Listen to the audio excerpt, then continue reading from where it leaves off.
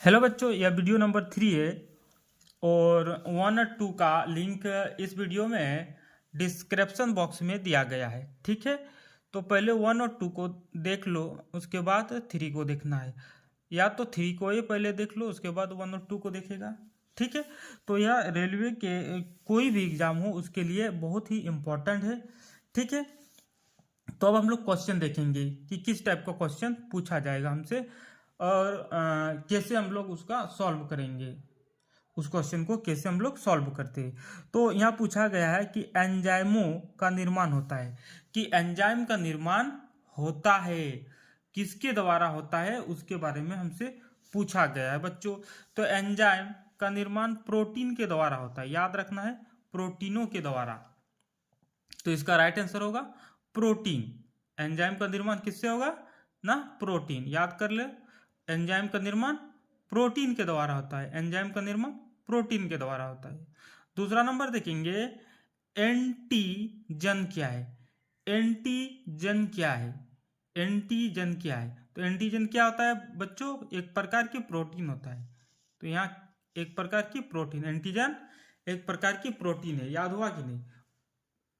Antigen protein है, antigen protein है, याद हो गया होगा। अब उसके बाद देखेंगे 37, तो हो गया 38 नंबर क्वेश्चन। RH रक्त समूहों के आविष्कारक कौन थे। मतलब RH जो रक्त समूह था उसको बनाने वाला कौन था, किसने डिस्कवर किया था, उसके बारे में पूछ रहा है ये क्वेश्चन बच्चों। तो Landsteiner and Wiener, Landsteiner and Wiener, Landsteiner और बियनर, याद बियनर। ठीक है यार, इसको याद करके रखना है। याद हो गया, इसको देखेंगे। आंतों से कैल्शियम अवशोषण की दर में वृद्धि किसके कारण होता है। मतलब आंतों से कैल्शियम अवशोषण की दर में वृद्धि किसके कारण होता है, कि आंतों में कैल्शियम अवशोषण, अवशोषण मतलब खींचना, एब्जॉर्ब करना, किसके द्वारा होता है। यह इंक्रीजमेंटल जो हो रहा है कैल्शियम का आंतों में, वो किसके द्वारा होता है बच्चों। यह एक इम्पोर्टेंट क्वेश्चन है, एक इम्पोर्टेंट क्वेश्चन है। तो किसके द्वारा होता है इसके बारे में पूछा गया। तो विटामिन डी, विटामिन डी क्या लिखेंगे, विटामिन डी। 39 का सी, 39 का सी। अब देखेंगे 40 नंबर क्वेश्चन। ठीक है,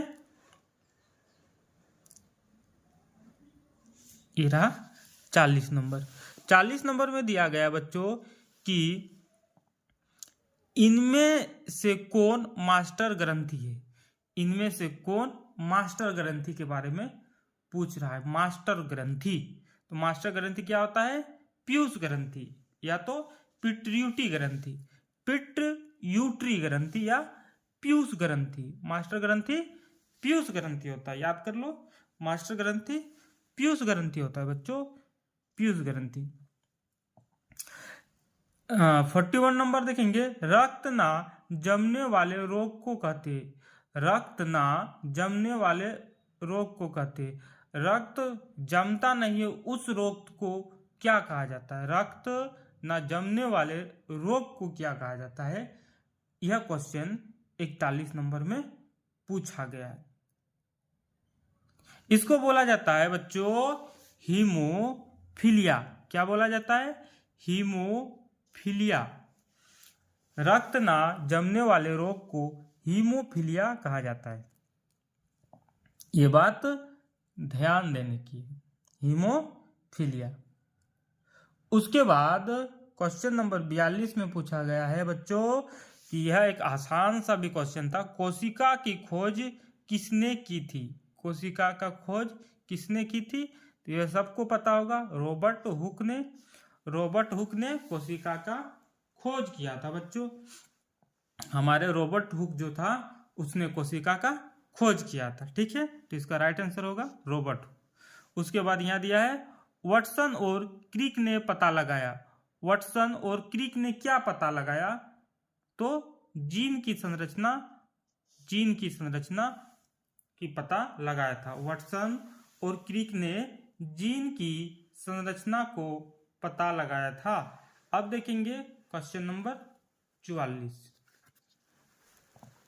कौन सा क्वेश्चन देखेंगे? क्वेश्चन नंबर 44 बच्चों, ये रहा 44। ठीक है, जो कि एक इम्पोर्टेंट क्वेश्चन है। कौन सा क्वेश्चन है? इम्पोर्टेंट। 44 नंबर में पूछा गया है कि माइटोकॉन्ड्रिया का कार्य, कि माइटोकॉन्ड्रिया का कार्य क्या होता है, उसके बारे में हमसे पूछा गया है। माइटोकॉन्ड्रिया का कार्य क्या होता है बच्चों? श्वसन। माइटोकॉन्ड्रिया का कार्य होता है श्वसन। माइटोकॉन्ड्रिया का कार्य श्वसन। उसके बाद क्वेश्चन नंबर 45 में दिया है राइबोसोम का कार्य। राइबोसोम का कार्य, राइबोसोम का कार्य प्रोटीन संश्लेषण। राइबोसोम का कार्य प्रोटीन संश्लेषण। 46 नंबर क्वेश्चन देखेंगे, और यहाँ दिया है कोशिका केंद्रक की खोज करने वाले वैज्ञानिक थे। ये एक आसान क्वेश्चन है और खोजने वाला था रॉबर्ट ब्राउन। रॉबर्ट ब्राउन कौन था बच्चों? Robert brown. 46 का ए। 47 नंबर देखेंगे, और 47 नंबर में राडार तंत्र पाया जाता है। 47 में पूछा गया राडार तंत्र पाया जाता है चमगादड़ में। कहाँ पाया जाता है? ना चमगादड़ में।